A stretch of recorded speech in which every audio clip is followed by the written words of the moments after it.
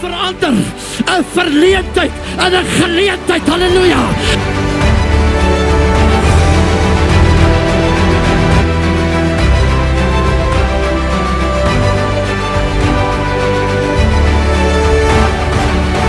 Ek en jy is gered met 'n doel. Because God has a tendency to look down into the valley. Extraordinair sal jou onderskei van die groepie van ordinair.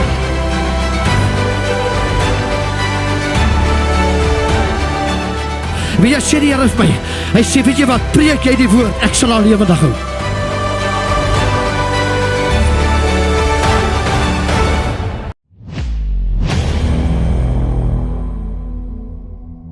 Een baie hartelike goeie naam, dit is Sondag aand en is weer ons wat gesels vanaand en wat 'n lieflike voorreg is dit vir ons om met jou te kan gesels en die Here is goed man, is die Here nie vir jou goed nie en ja, ons het net so rapsie onder die 20 minute, ek wil nou net begin soos ek altyd begin, dat jy is welkom indien jy ons stemboodskappe elke dag wil ontvang, is jy baie welkom om ons te kontak. Ons nommers kom net hierna op die skerm, dan kan jy ons 'n WhatsApp stuur en ons laai julle op ons dagstukkies, wat ons elke dag uitstuur, 5 dae 'n week, Vrydag stuur my vrou uit. Nou julle ouens is lekker, dis baie dankie dat jy luister, en mag die Here vir jou seën, en soos julle weet, verlede week, deel 1, do not adjust God's plan. Nou julle gaan dit nou nie weet nie, maar jy gaan dit nou weet. Jy het dit nie geweet nie, maar jy gaan dit nou weet.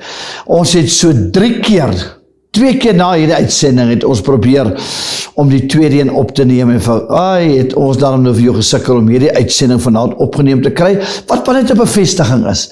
Die vyand is 'n baie benoude vyand. Ons praat oor 'n onderwerp wat hy nie wil hê ons moet aanraak nie. Wat hy wil graag hê. Hy het geen probleem wat ek en jy weet dat God met ons 'n plan het nie. But he wants us to adjust the plan. Hy wil hê ons moet 'n verstellings maak aan die plan. En ek het verlede week baie reguit gepraat oor hierdie onderwerp, die eerste gedeelte, dis deel 2 vanaand, en ek het so 'n paar goed daar genoem, ek gaan nou vir julle lees, maar dat ek het so vinnig opvang, want ek het gepraat oor oor Jona, wat God gee vir hom 'n plan, en hy adjust the plan, hy vlug na 'n ander plek toe, en hoe dat 'n vis hom ingesluk het. Toe praat ek daar uit Josua 6 en hoofstuk 7, toe hulle die stad Jerigo inneem, en God gee sy spesifieke plan, hy sê, dis die plan, dis wat julle moet doen. Maar dit is so ironies, dat, lyk my reg deur die tyd van mens, het mense geprobeer, to alter and to adjust the plan of God. Ek sê, people adjust the plan of God to suit their preference. Dis een ding om die belofte te hê, maar ek dink baie keer die voorwaarde of die manier of dit wat ons moet doen in orde om die belofte te ontvang, lyk my is baie keer vir ons as 'n mens 'n probleem, but the devil is a liar. Hy is die vader van die leuns. Ek en jy tyd om vanaand te sê, Here, vergewe ons waar ons vir watter rede ook al aan die plan wat U vir ons het verander het. Nou, ek het so 'n paar goed nou verlede week genoem en ek glo dat die Here ons vanaand gaan seën. Ek het onder andere gesê, en dit gaan hoofsaaklik uit 1 Samuel 15, en ek gaan nou nie al die verse lees wat ek laasweek gelees het nie, om tyd te bespaar, maar dit gaan oor waar God vir Saul sê, die eerste koning, gaan vernietig Amalek, en dan sê hy, jy moet hulle met die bandvloed tref, net soos Josua. Probleem met Josua was, in sy tyd, hulle het van die band goed gehou en in die tent weggesteek, en God sê, ek kan julle nie seën, tot tyd en wy julle die bandvloek, die vloek in die laar, die band in die laar uithaal nie. When you alter God's plan, you will bring in the curse. Jy sê, you will curse your own blessing. En hy sê vir Saul, hy sê, verslaan Amalek, vernietig alles, al die mans, al die vrouens, al die diere, al die kinders, al die suigelinge. Jy hou niks oor nie. Daar is 'n ou skrifgie wat sê in die Bybel, dat as die seun jou vrygemaak het, sal jy waarlik vry wees. Weet jy, it's easy to release something that you do not need, en waarvan jy nie baie hou nie. That's not a sacrifice. A sacrifice is wanneer jy tyd gee wat jy nie eintlik het nie, of dink jy het nie, wanneer jy moeite doen, jy moet moeite doen, om te doen, om in orde, om te kry wat jy wil kry, dis eintlik wat ek probeer sê. Nou sê hy vir Saul, hy sê, Saul, verslaan hulle, spaar niemand, niks. Ek het verlede week gesê, die groot fout van Saul was, he fell into a pattern, and whenever you fall into a pattern, you become predictable. Hierdie is baie belangrik, dat jy het sal onthou, en hy het nie gelijk, hy het nie een slag geval nie, hy drifted away. Nou kyk wat sê vers 3, van 1 Samuel 15, hy sê, ga nou en verslaan Amalek, en julle moet met die bandvloed tref alles wat hy het. In ander woorde, in die plan van God, is dit nie my en jou se voorwaardes, en my en jou se preference, en my en jou se likings nie. Wanneer God 'n plan in jou lewe, dan net 'n plan in jou lewe, wil ek vir jou sê, die Bybel sê, hy sê, ek koester gedagtes aangaande julle. Dit is niks anders as God wat sê, dat ek het 'n plan, ek werk aan 'n plan, my plan, die plan wat God daar vir my het, is toch miskien anders as die plan wat God vir jou het, maar daar is daarom een plan wat ek ook daarom kan sê, dit is dat ek en jy die hemel moet maak. Maar, nou sê hy sê, spaar niks. En die probleem is, hy sê, vernietig alles, sê hy vir Saul. En onmiddellik, sy eerste direkte opdrag van God af, deur die profeet Samuel, veronagsaam hy, en hy verwoes net die goed, wat hy self nie wil hê nie. And he adjust and altered the plan of God for his own desires and his own preference. Nou sê daar in vers 13, hy sê, toe Samuel by Saul kom, nou hierdie dis wat jy nou vanaand moet hoor, toe Samuel by Saul kom, sê Saul vir hom, mag u geseënd wees in die Here, ek het die woord van die Here uitgevoer. Nou kyk nou, hier is 3 goed waaroor ek nou vanaf wil praat. Die eerste ding is, ons begin by, hy voer nie die plan uit nie, he adjust the plan of God. Die tweede ding wat hy doen is, hy lieg oor dit. Mense, julle sal verbaas wees, hoeveel kinders van die Here, hy het ergens, hy adjusted what God said, hy sê in Openbaring, dat in die hemel sal daar geen leenaar ingaan nie. Nou is daar 'n ding gekom in ons tyd, wat hulle praat van wit leentjies, so dis dan nie so erg nie, ons doen maar net 'n ding hier, en ons doen maar net, ons bribe net hierso, en ons doen net 'n ding daar, en ons doen dit nog maar net so, en dan is ons fine. Nee, hoor wat die pastoor vir jou sê, jy is op pad hel toe hoor, 'n leen, daar is nie 'n wit leentjie nie, jy lieg, dis 'n leenaar, en die eerste ding wat hy doen is, toe Samuel by hom kom, nog voor Samuel sy mond oopmaak, toe sê hy vir Samuel, hy sê, ek het gedoen, hoor mooi, uitgevoer die woord van die Here. So hy sê, ek het uitgevoer die plan van God. Hy lieg. He altered the plan of God. Hy het meer as die helfte van die goed wat God vir hom gesê het, wat hy moet vernietig, het hy nie vernietig nie, because he became so predictable.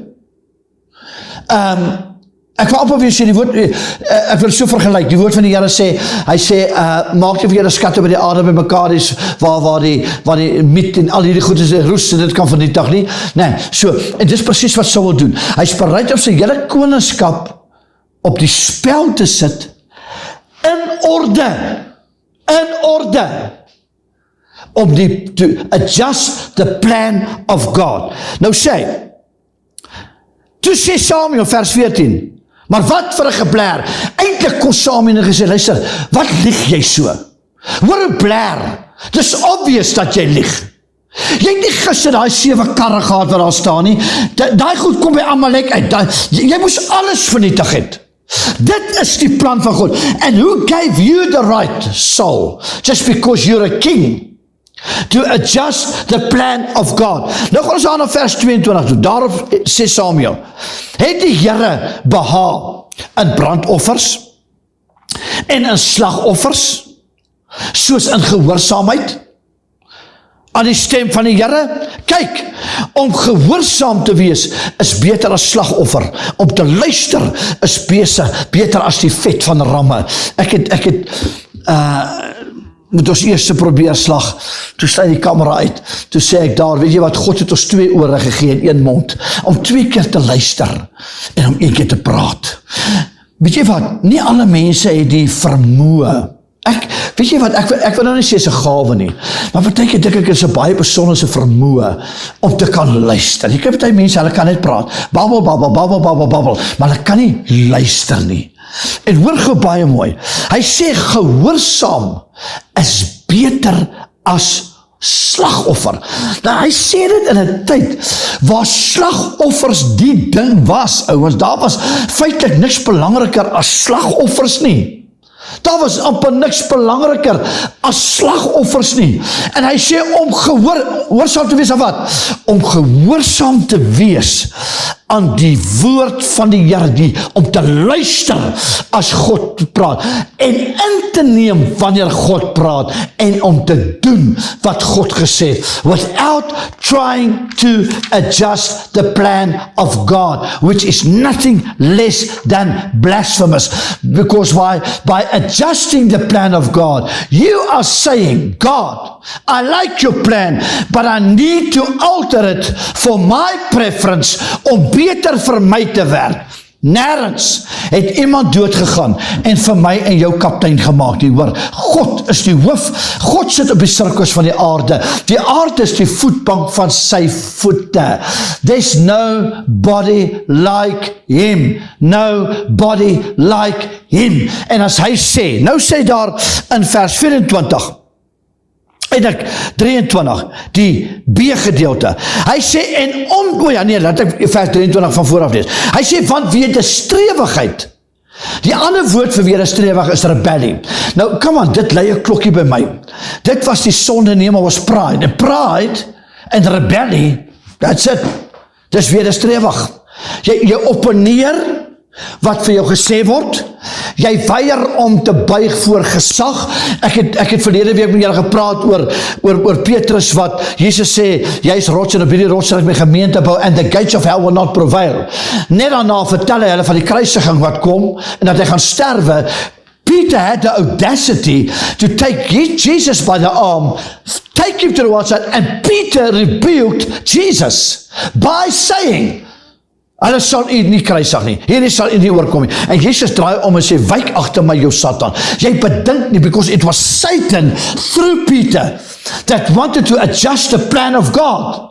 He wanted to manipulate it, he wanted to infiltrate it, and he wanted to control it. En julle wat al my Jezebel reeks geluister het, sal verstaan, dis die 3 eienskappe van die Jezebel: infiltrasie, manipulasie en control.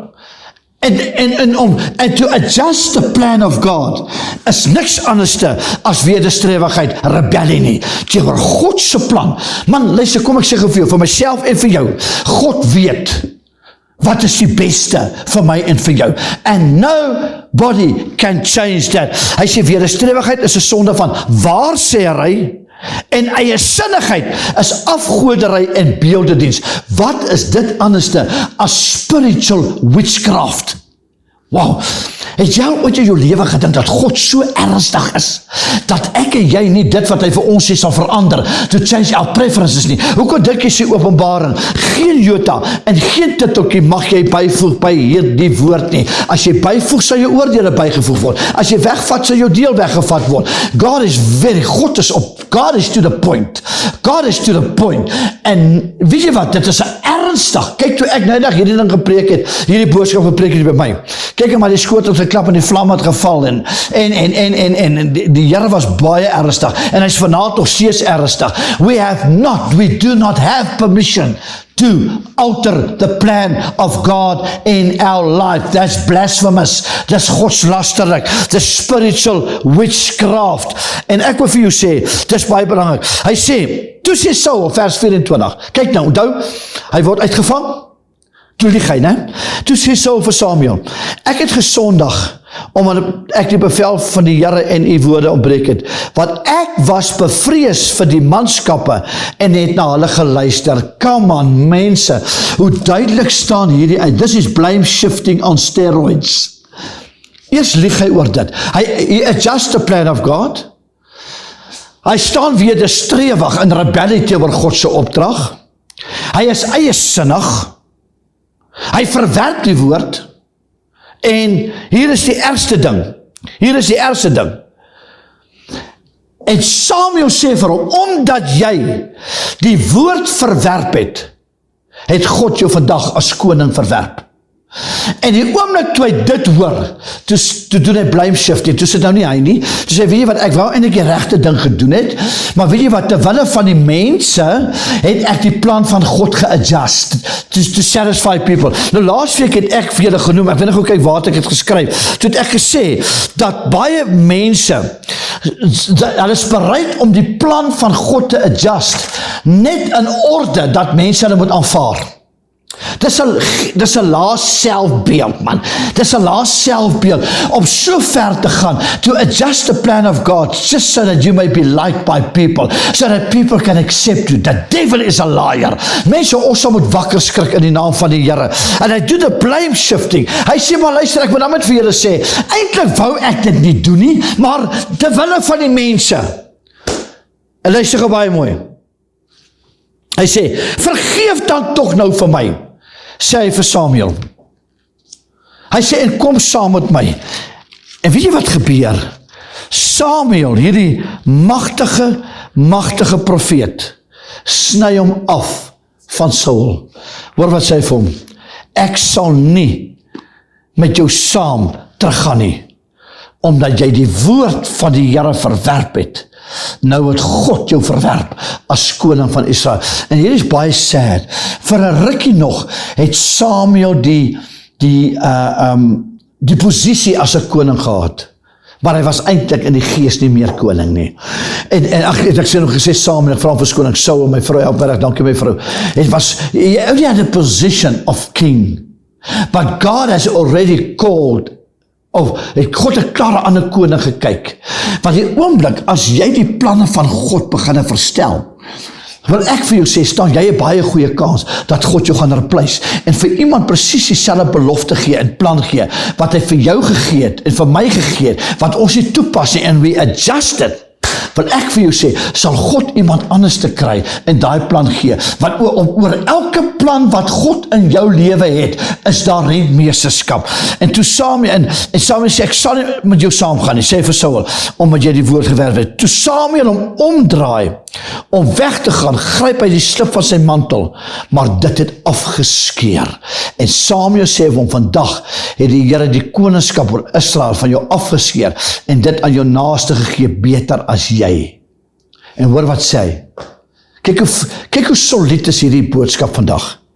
Hy sê, en ook, jy sê, ek het eers nou dag hierdie skrif aangehaal nie, ek haal hom nou vir jou aan. En ook, so asof hy sê, and by the way, die roem van Israel lieg nie. Hy ken geen berou nie. Hy is geen mens dat hy berou sê nie. Jy het al hierdie goede gedoen. Jy adjust sy plan, Saul.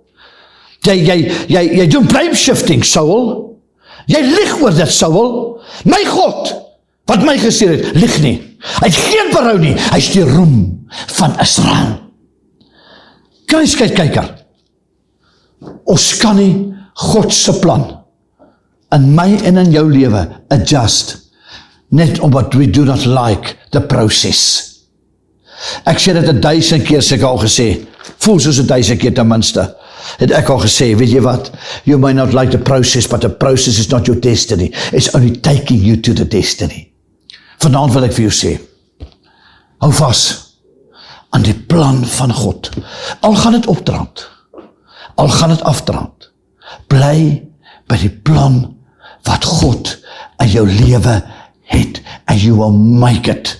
You will make it. Moet dat geen mens kom. Hy blameer mense wat hom van sy plan af gedeviate het. Ek wil vir jou sê, daar is baie mense hoor, wat jou van jou plan kan deviate, as jy nie gaan wakker wees en nigter wees nie hoor. Staan by jou plan. Bly by jou plan. En dit gaan vir jou die moeite werd wees. Jy moet mooi hoor, ek sê baie dankie Vader, dat ons vanaand kan bid. Die roem van Israel weet die lieg nie. By hom is daar geen berou nie. Ek bid Here vir hierdie kruiskykker wat vanaand kyk, Here, dat ons sal erken, baie keer, Here, torring ons, en krap ons aan die plan wat God in ons lewe het, want het lyk vir ons baie keer asof het uit mekaar uitval, en lyk baie keer asof het te stadig is. Maar Here, kom vanaand asseblief, vergewe ons, dat ons weer, that we will align ourselves with the plan of God in our lives. Thank you so much for your grace. Thank you so much for your mercy. O Here van hemel en aarde, daar is waaragtig niemand soos U nie. Ek bid Vader, dat die een wat vanaand kyk, ooit verlore sal gaan nie. Amen. Luister julle mense, baie dankie, dat jy ingeskakel het. Mag die Here vir jou seën, en onthou, Jesus het jou lief, en onthou, die plan wat hy vir jou het, is 'n wonderlike plan. Totsiens.